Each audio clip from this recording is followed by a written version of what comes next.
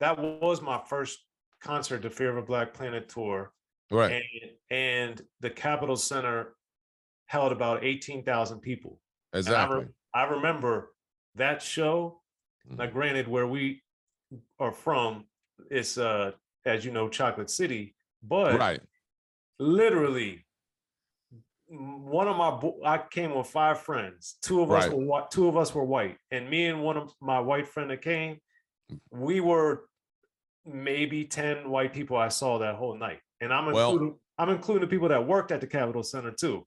So that was Chocolate City. That wasn't Kansas. That wasn't Louisville. Okay. That wasn't New York at Madison Square Garden. So was that happening? So you're saying that was already happening in 1990? That change had already started happening? I'm assuming they had a go-go group on it also. Not that one. I think somebody was because we weren't into hip hop in D.C. We were into go-go. You're from Maryland, so you know. No, I know. I remember distinctly multiple times at the Capitol Center and elsewhere, of course, 930 Club or wherever it would have been. But my manager was the tour promoter of G Street Express, Tiger Flower. Mm-hmm. So I always knew they did live at Capitol Center, the Go-Go show with Chuck Brown, and I was kind of the mediator on the, you hear my voice, I'm the narrator of the Go-Go Live. But I remember specifically when we would go through areas that rap and they didn't think they was going to sell a lot of tickets, they would put a Go-Go band up. And that would either be Rare Essence or Chuck Brown or Trouble Funk or EU, Experience Unlimited. Yeah. Now I remember seeing Essence at the Capitol Center multiple times. I think they did with Salt and Pepper and Ghetto Boys. Remember when they came? Right, exactly. I think that was that show that it was Essence. Trouble Funk did, I believe. There was a Chub Rock show I remember seeing. Right. But anyway, there were a lot of big shows. Exactly. But I say all that to say, so in 1990, I didn't notice that change of the audience being way more white until a few years later. Maybe it's because I was only going to shows in Baltimore and DC. That was it. Okay. When I was on tour with these guys, I mean, we was doing cities, and you got to understand, Washington, we had the music go-go stood out more than anything. If they didn't hear the Timbs and the drums and the percussions, it wasn't going to happen in Washington, D.C. I don't care who you are. But as you said, as it got old and hip hop was introduced, and then more people from Washington, D.C., like Stinky Dink, start doing hip hop records. But I actually was on tour. I actually was on tour with Public Enemy and Run DMC before the 90s. Yeah, well, Rap City for me didn't start till 89. Yeah, because Tougher Than Leather was before, that was the 88 album. Right, so, right. But that being said, the thing I was also interested in from your perspective is that Run DMC was very in your face, confrontational, tough imagery. Right. Public Enemy was very political, in your face, confrontational, but more obviously pro-Black, nationalist, that type of stuff. So what made, in that context, in that environment, what made comedy work so well, do you think? That's a great question. And it's really hard to answer, but it was what I did. I was a comedian. And Chris Rock had actually turned down the tour. And Run DMC, they came in town. You know, the record they did, Walk This Way. Mm-hmm. So that was really the crossover for them when they did the record with Van Halen. Was that Van Halen? Aerosmith, excuse me. With Aerosmith. And it kind of gave identified hip hop in a new vision. You know, when Aerosmith said, "Okay, I'm gonna do this record and I'm gonna do this video with," it brought a lot of kids over to hip hop. I really basically, since I'm a comedian, I don't and not a musician or not a rapper, I can just say that I was very, very fortunate to be able to host those rap tours and even eventually host Rap City and bring comedy to a platform such as a rap video, show, because a lot of people didn't think it was going to work. They think that rap was going to be here and be gone tomorrow. But Soren, of this day, I get more love because people said, I went home to see the videos, but I knew they was going to play basically the same videos every day. But I came home to see what you were going to do. Yes. And that's what we're going to be getting into too, because that was a huge part of the show. Being from Maryland, of course, I had a sense of pride that you were the host, but right. It was just exciting. Now, quickly, do you remember why? Did you ever ask Chris Rock or talk to him why he turned down the Tougher Than Leather job? I never. Well, I would assume is, well, I know he didn't do impressions, and his kind of humor wouldn't have probably worked in that type of crowd, in front of that type of crowd. Gotcha. Now, not now it would, but not then. Gotcha. The other thing I thought was interesting too was with Night of the Living Baseheads, that video, a lot of stuff I want to ask you, but I obviously don't know all of your work. I know a lot of it, but I don't remember a lot of, or really any like skit type of stuff, but Night of the Living Baseheads is more skit based, you in certain situations. So was that them telling you the general ideas? Were you telling them what you had in mind? Like, how did it work? The concept. Go ahead. Yeah, the concept of it, because the video too is just such a. I remember when I first saw the video, I remember thinking in my head, the song is so short, but how they made the video, it's a long video. It was the first long-length rap video in history after Michael Jackson did Thriller. So the concept was I was going to be a reporter, me and MC Light. So in the beginning with the brown bags, they just told me, so I decided I was going to do impressions. I was going to do impressions for every scene. Hey, I did a Ronnie Down. Hey, I tell you, I get no respect. You know, me and the brown bags, hey, I tell you, I get no respect. And then later on, they showed the part where I'm just out and they just show a clip of me when the dude reporting with the TV. Yeah, well, they showed me out on the street, and then when I went into the house, they said, "Say something. This is her wash pot. This is how she's on crack, and you have to come up with something." And that's when I started doing the multiple voices. This, excuse me, Jesse Jackson. This is Lucy's house, and this is what happens to one of the families when one of the members becomes a basehead. Then I threw Richard Pryor in. Now, basing is crazy. Look at the kids. Look at the family. Went back to Jesse. This is Lucy's wash pot. This is also the cooking pot. And then back to Richard Pryor. And the people are going crazy. And I think the way they shot it, they was looking at Lucy, nodding her head and looking at the kids going into my pocket. I guess it was symbolizing on what people look like when they on crack. Yeah. Well, I ain't never been on no crack, so. Congratulations. But that was a very powerful video on many levels because of all the cameos it had in it, the reporting, the news, Chuck D getting kidnapped by the brown bags later. Right, that's exactly right.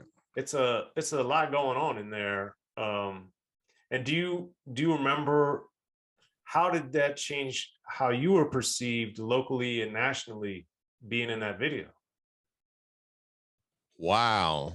I didn't ever think about it. I never thought about it. And until a lot of people like will.i.am, and even up to date, people come up to me who are big national stars and they want to know one question. Are you the guy in the Public Enemy video in Baseheads? And I said, yes, I am. And it was like, wow, that was crazy. And they recite my lines. This is Lucy's wash pot. This is also the cooking pot. But I never really I never even visioned or looked at it that way because I was basically traveling with those guys, me and Flavor Flav, Will Smith, and DMC used to hang out every night after the show.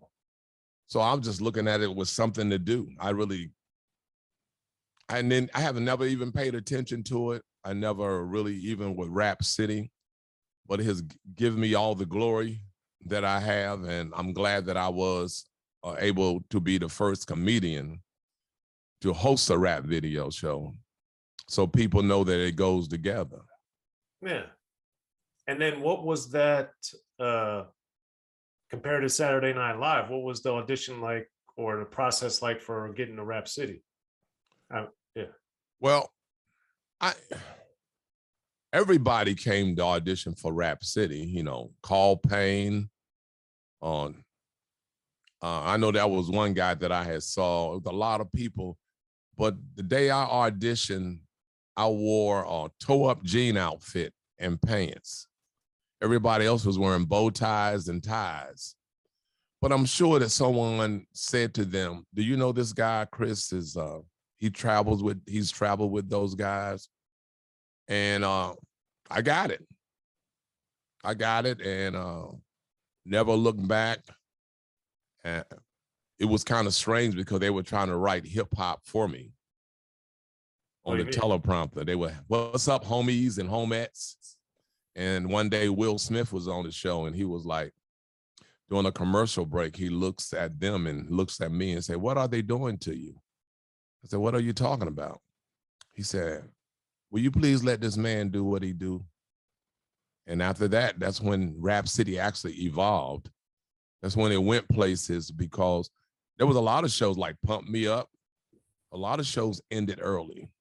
And Pump Me Up, don't forget that wasn't cable television. That was on Fox. That was on 5 channel, Fox 5. Yeah, Fox. So that means everybody who had free TV could see it. But that even eventually went off the air. Yeah. Shout out to D Barnes. D Barnes, that's my girl.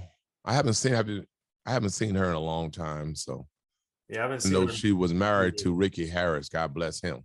Yes. Mm-hmm. Yeah. So when I understand it's Will Smith, but when Will Smith was telling the BET people, you gotta let him do what he does, what gave them the foresight or the insight to let you do it? And then what made you comfortable to do it after not doing it that way to start? Because he was a legit hip hop star. And I was a comedian hosting a rap video show, and being that was my first television job, I wasn't gonna mess it up. Whatever they said went, but it took somebody like him because he was on his way to the Fresh Prince of Bel-Air. So they listened to him, and then they asked me, "What do I want to do?" That's when they finally said, "So what do you want to do?" I said, "I want to sit on this bitch no damn more. I want to go out and I want to do some things. I want to do skits because I want to be amused too. Don't forget, I see the same videos that our listening or viewing audience is seeing too. So I want to go out and be able to do something, get them, when I have an interview, I want to find out what do they do other than rap. Do they go-kart racing? Do they fish? Do they parasail? I mean, do they go skeet shooting? What do they do?" So I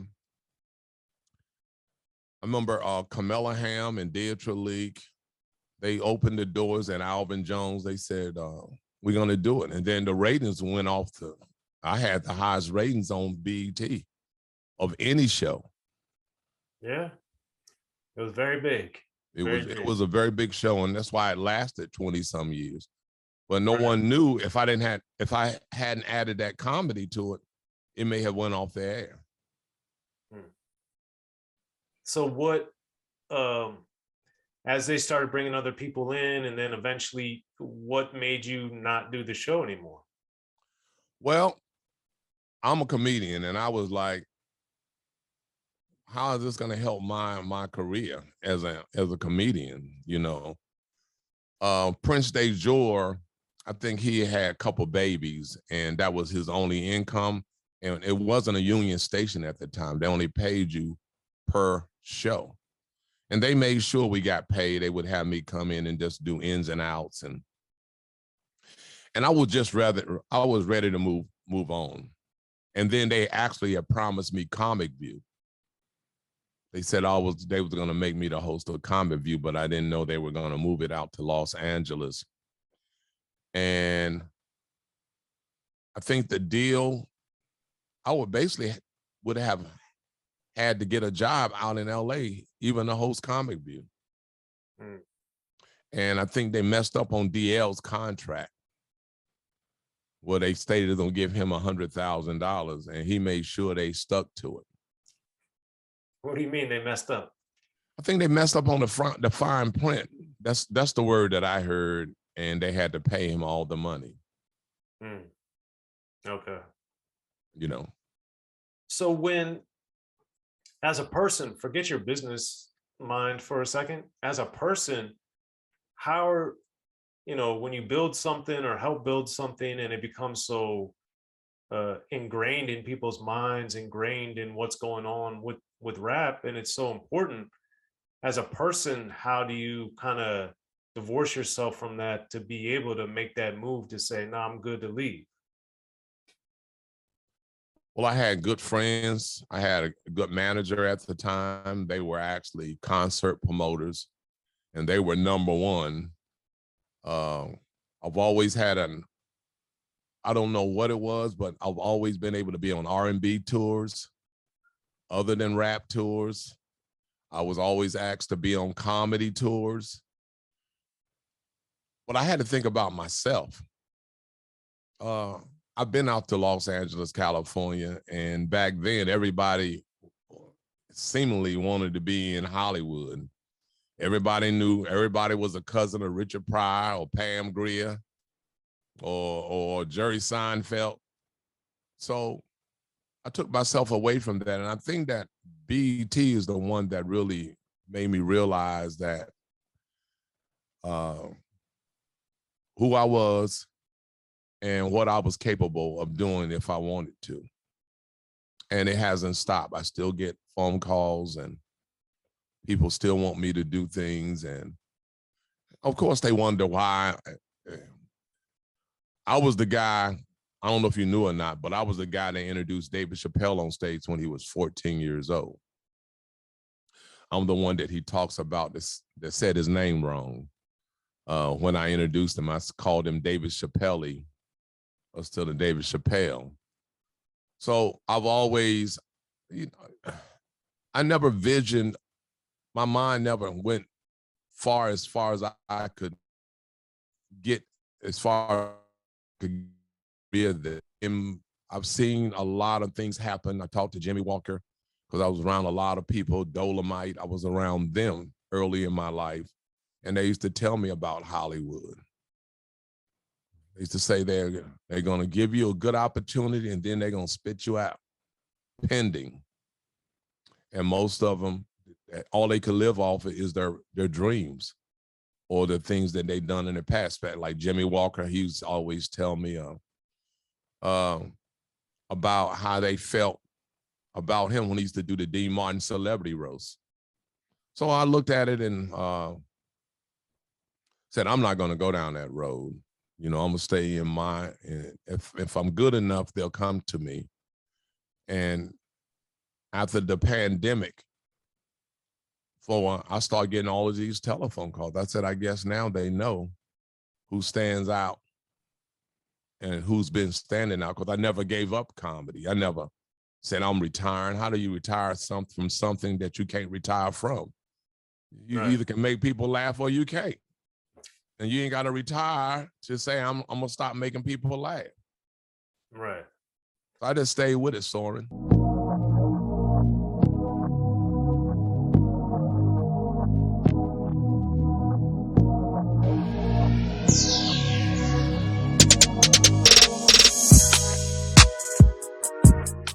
In the beginning, hip-hop was ruled by the East Coast. Then the West Coast rose to prominence thanks to gangster rap. Straight out of Compton, crazy motherfucker named Ice Cube. Hip-hop changed the world. Gangster rap changed the narrative. I'm representing for the gangsters all across the world. And then changed the world again. Cause I'll come and take your life away. The history of gangster rap features unheard stories, unseen photos and documents, all with exclusive interviews from the founders and players who shaped gangster rap. I think a real gangster rapper has to scare you a little bit. The history of gangster rap written by veteran rap journalist Soren Baker. In stores now. Yo, what up? This is DJ Quick. Be sure to pick up my homeboy Soren Baker's book, The History of Gangster Rap, if you really want to know what we do.